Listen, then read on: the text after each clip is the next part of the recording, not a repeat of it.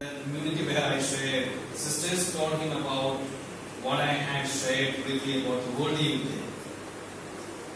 And then his next stop, the next day early morning after the mass, he walks into our house and he asked for me, and as I met him, he asked me, what is this Jesus Youth? You went for the World Youth Day with them, I heard. And sisters were so much edified by the sharing about the Jesus Youth and all that. And that's how he began the journey with the Jesus Youth. He was the provincial college Jude in Calcutta. He could speak Malayalam, but he hardly spoke Malayalam, with anyone that I have heard. And he had serious difficulty in reading Malayalam, especially the Sirumalabar Kumara test with all those long words was. And I was curious to know why he wanted to add this, he was quite elderly, and he was interested. He said, well, after 2 weeks, I am going to celebrate the Mass for one of the Jesus Youth in Chaminasheri. And they have asked me to the main celebrant. I have hardly celebrated Kurbana in the recent years. The eagerness that he had. He came at least 3-4 times, and then, I also wanted one of the brothers to help him with the flow of the liturgy and helping with the language and all that. The eagerness with which that he learned all shows the second letter of Tom. O stands for other oriented. He loved youth in such a passionate way that I can describe. Several of you would remember that. Within a year after coming into contact with Jesus, he moved into their houses. He did not limit himself to the house. He did not invite people to come. He went into their homes.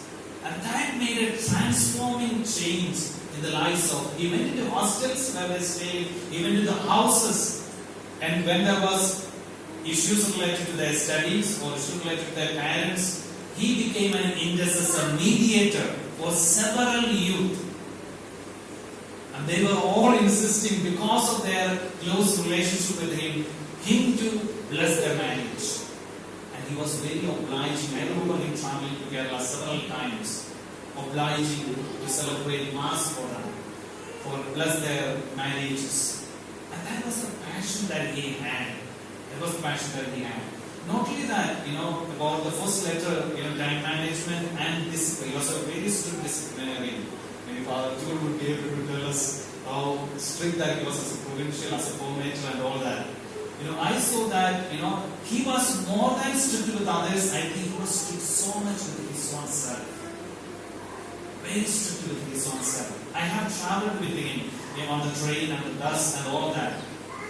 In the evenings that I have traveled with him, he had the breviary, the prayer of the church that he carried with him, an old breviary that he carries. And when I saw him, struggling, in the bus, praying the evening prayer. When I thought, it was easy to maybe read in the mobile, because I had the app. I was praying on the app behind this. But then he downloaded and all that. Because it doesn't work. I'm more comfortable with this. This is my wife. Married to the church.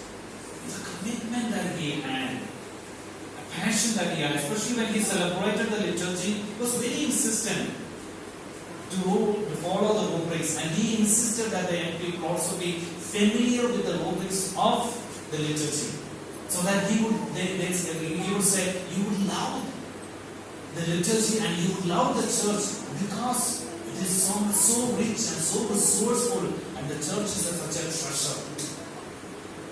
And third letter, I would say, Tom M. Magnanimous, generous and open. Maybe the initial time that I contacted, I couldn't see that. As the years passed by, the way that he became a magnanimous, so magnanimous, I would say a mother's character he developed. Maybe several of you would be able to recall that. Mother's truly motherly, because his confessionals, that people that when now at Holy Trinity Ashram, those years we used to have almost every April, May months, because seminary was off and the brothers used to be home. We used to have regular DTPs, at least 2 DTPs used to be conducted. And he was one of the regular person who came most of the days, and especially for the confessions. The way he sang for the confessions, remarkable. The people who went to him for confession, I remember especially Daphne. By name, I would like to remember Daphne and his husband. He was an Hindu, and the way that he, with one confession, that he got transformed. I remember. I think he came after the confession that he made. He was in baptism and he came. God normally baptized him and blessed their marriage. He came and told me, Father, I can describe Jesus. The way that he felt so accepted by the Lord through this man called Father Tom. He spent more than maybe about 15-20 minutes. His motherly heart so much moved for the young people. And the gospel of today becomes so much alive in this. I still remember, the way he celebrated the Holy Mass for my wedding. He was struggling to read Malayalam, and the priest standing next to him was trying to help him during the Mass, to read and say the Holy Mass in Malayalam. Bless my marriage. He baptized my first son. He blessed my first home. He blessed my first car. So a lot of personal connections with Father Tom. Yesterday I was speaking to another Jesus youth, Manoj. He's still here. And he was narrating one of the experiences. Father Tom, he had he has a heart ailment, and he had that what do you call it? Pacemaker, right? When we met him, 2001, I'm not remember 2000. He had a pacemaker, but nobody would realize that he had all this. And he used to come from Bangalore, and we'll say, Father, we'll send a car. Or will come in a bike, and many days he would prefer to come in the BMTC bus. He would come and say, no, you guys be there, I'll manage. And he used to come in the public transport. And he said, I'm sure you guys are busy. You guys, do the needful. I'll take that. But we never used to allow him to do that because he was like our father. But he used to every time offer that he would come there. So he was saying, Manoj was saying, take Father Tom in the bike, and he used to sit behind. And Father Tom, he was an elderly priest. He said, Manoj, overtake that car. That BMTC bus is stopping us. You please overtake. He was so joyful, right? And Manoj used to, when we discussed a lot, and such experiences with Father Tom.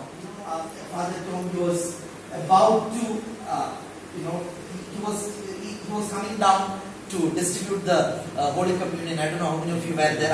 You were there. And Father Tom collapsed there, right? I said, you were there? Yeah. So Father Tom collapsed there. And we were like, oh my God, what's... And Father Matthew, some of you know Dr. Martin, he was the co-celebrant.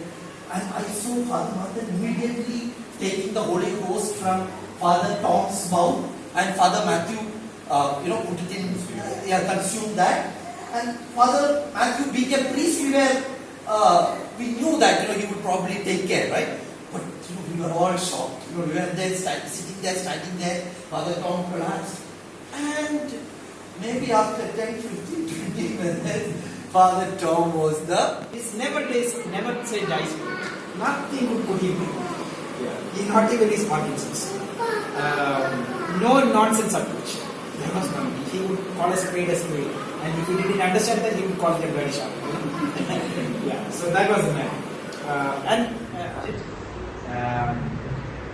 An impactful presence in our formation landscape, for which I too am deeply grateful.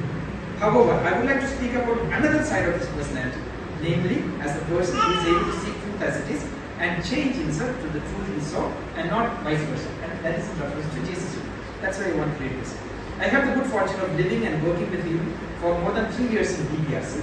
That's the Dual Center, Bangalore. By the time he had essentially wound up his contributions in the initial formation and leadership of the province. On my arrival there, I already noticed some change in him. His ideas were no longer rock solid. He was always questioning some of his own beliefs. One day he had gone to ministry to a group of Jesus youth in the city. The next day he asked me for a stroll and spoke to me extensively about his experience with the youth there. At one moment he exclaimed, This is what we should be doing. Instead of all the other stuff that engages. I was shocked and stopped to take a look at it, with my mischievous self chuckling inside me. Better late than never come. He had steadily progressed on his new discovery. Why don't you say this? So whenever I am sending a message, I used to say this method, Father, we all fine, I hope you also fine, over. So whenever he is getting a free time, he will reply to me. This is the way he implemented. By message also, SMS also, before my marriage, during my initial days in Bangalore, he was like, in the Don Bosco house, great lesson for me. Sometimes I am saying to you this, this moment, that there was a correction for me. Because when I am a sinner, or when I am having a tension, but when I am receiving a Jesus, peace, I should give peace with smile. So I said to my son, Sam, when you give peace, don't give like to me. Smile and Praise and all thanksgiving be every moment done. He's correcting us and guiding us. Remembering all the priests and the nuns who are traveling with us. And in a very special way, the Jesus Youth priests, represented by Father Vignan, all other Jesus priests who are seminarians who are undergoing Jesus formation, surrendering all of them together. Let's say, Hail Mary, Full of grace, the Lord is with you. Blessed are you amongst women, and blessed is the fruit of thy womb, Jesus. Holy Mary, Mother of God, pray for us sinners, now and at the hour of